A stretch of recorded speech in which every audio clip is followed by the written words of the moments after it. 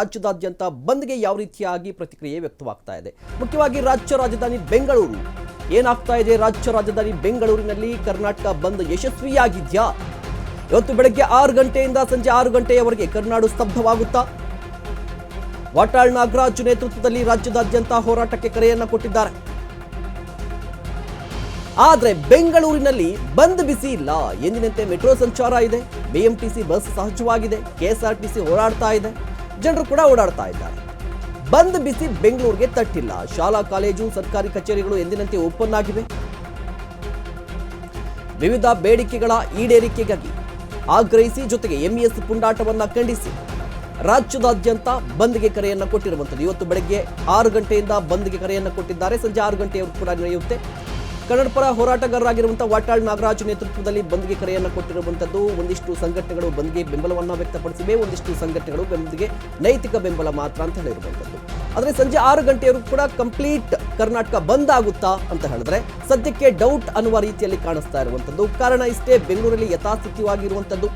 Open ಆಗಿದೆ, metro ಸಂಚಾರ start ಆಗಿರುವಂಥದ್ದು, ಬಿಎಂಟಿಸಿ ರಸ್ತೆಗಿಳಿದಿದೆ, ಕೆಎಸ್ಆರ್ಟಿಸಿ ರಾಜ್ಯದ ವಿವಿಧೆಡೆ ಎಲ್ಲ ರೀತಿಯಾಗಿ ಸಂಚಾರ ಮಾಡ್ತಾನೆ ಇದೆ, ಜನರು ಕೂಡ ಓಡಾಡ್ತಾ ಇದ್ದಾರೆ. ಈ ಶಾಲಾ ಕಾಲೇಜು ಓಪನ್ ಆಗಿದೆ, ಸರ್ಕಾರಿ ಕಚೇರಿಗಳು ಕೂಡ ಓಪನ್ ಆಗಿರುವಂಥದ್ದು. ಅಂದರೆ ಸಹಜ ಸ್ಥಿತಿಯಲ್ಲಿದೆ.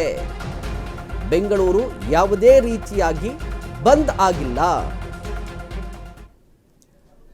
ದೃಶ್ಯಾವಳಿಯಲ್ಲಿ ಗಮನಿಸ್ತಾ ಇರುವುದು ಬೆಂಗಳೂರು ಬಂದ್ ಆಗಿದ್ಯಾ ಅಂತ ಹೇಳಿದ್ರೆ ಇಲ್ಲ ಅನ್ನುವ ರೀತಿಯಲ್ಲಿ ವಾತಾವರಣ ಪರಿಸ್ಥಿತಿ ಕಾಣಿಸ್ತಾ ಇದೆ. ಕಾರಣ ಇಷ್ಟೇ, ಬೆಂಗಳೂರಿನ ಎಲ್ಲ ಕಡೆ ಸಂಚಾರ ಸ್ಥಗಿತವಾಗಿದೆಯಾ ಅಂತ ಹೇಳಿದ್ರೆ ಸಂಚಾರ ಸ್ಥಗಿತವಾಗಿಲ್ಲ. ಜನರು ಓಡಾಡ್ತಾ ಇದ್ದಾರೆ, ಬಸ್ ಸಂಚಾರ ಇದೆ.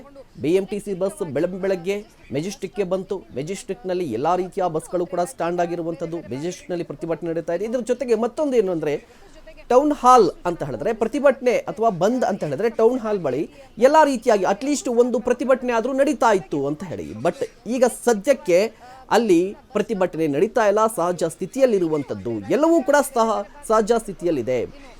ಆದರೆ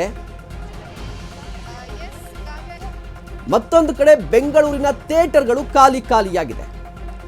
ಮಾರ್ನಿಂಗ್ ಶೋ ಬಂದ್ ಆಗಿದೆ, ಥಿಯೇಟರ್ ಕೂಡ ಬೆಂಬಲವಾಗಿ ನಿಂತಿದೆ. 1 ಗಂಟೆ ಶೋಗೆ ಜನರು ಬರುವ ಸಾಧ್ಯತೆ ಕೂಡ ಇದೆ. ಮಧ್ಯಾಹ್ನದ ಮೇಲೆ ಜನರು ಬರುವ ಸಾಧ್ಯತೆ ಇದೆ. ಬೆಂಗಳೂರಿನಲ್ಲಿ ಥಿಯೇಟರ್ಗಳು ಖಾಲಿಯಾಗಿರುವಂಥದ್ದು. ಚಲನಚಿತ್ರೋದ್ಯಮ ಕೂಡ ಕರ್ನಾಟಕ ಬಂದ್ಗೆ ಈಗಾಗಲೇ ಬೆಂಬಲವನ್ನ ವ್ಯಕ್ತಪಡಿಸಿವೆ. ಇವತ್ತು ಥಿಯೇಟರ್ಗಳು ಇರೋದಿಲ್ಲ ಅಂತ ಹೇಳಿ ಈಗಾಗಲೇ ವಾಣಿಜ್ಯ ಮಂಡಳಿ ಸ್ಪಷ್ಟೀಕರಣ ಕೊಟ್ಟಿದೆ. ಸಾರಾ ಗೋವಿಂದ್ ಅವರು ಜೊತೆಗೆ ವಾಟಾಳ್ ನಾಗರಾಜ್ ಅವರು, ಇದರ ಜೊತೆಗೆ ಕರ್ನಾಟಕ ಚಲನಚಿತ್ರ ವಾಣಿಜ್ಯ ಮಂಡಳಿಯೂ ಕೂಡ ಕರ್ನಾಟಕ ಬಂದ್ಗೆ ಬೆಂಬಲವನ್ನ ವ್ಯಕ್ತಪಡಿಸಿದೆ. ಮೊದಲೇ ಸ್ಪಷ್ಟೀಕರಣ ಕೊಟ್ಟಿದ್ರು, ಇವತ್ತು ಥಿಯೇಟರ್ ಬಂದ್ ಆಗಿರುತ್ತೆ, ಚಲನಚಿತ್ರ ಪ್ರದರ್ಶನ ಎಲ್ಲೂ ಕೂಡ ಇರೋದಿಲ್ಲ ಅಂತೇಳಿ ಮೊದಲೇ ಸ್ಪಷ್ಟೀಕರಣ ಕೊಟ್ಟಿದ್ರು.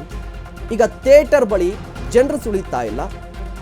ಮಧ್ಯಾಹ್ನದ ಮೇಲೆ ಪರಿಸ್ಥಿತಿಯನ್ನು ನೋಡಿಕೊಂಡು ಶೋಗಳು ಸ್ಟಾರ್ಟ್ ಆಗುವ ಸಾಧ್ಯತೆ ಕೂಡ ಇರುವಂಥದ್ದು. ದೃಶ್ಯಾವಳಿಯಲ್ಲಿ ಗಮನಿಸ್ತಾ ಇರ್ಬೋದು, ಥಿಯೇಟರ್ ಕಂಪ್ಲೀಟ್ ಬಂದ್ ಆಗಿದೆ. ಸ್ಯಾಂಡಲ್ವುಡ್ ಕೂಡ ಅಂದರೆ ಚಲನಚಿತ್ರ ವಾಣಿಜ್ಯ ಮಂಡಳಿ ಬೆಂಬಲಕ್ಕೆ ನಿಂತಿರುವಂಥದ್ದು ಕರ್ನಾಟಕ ಬಂದ್ಗೆ.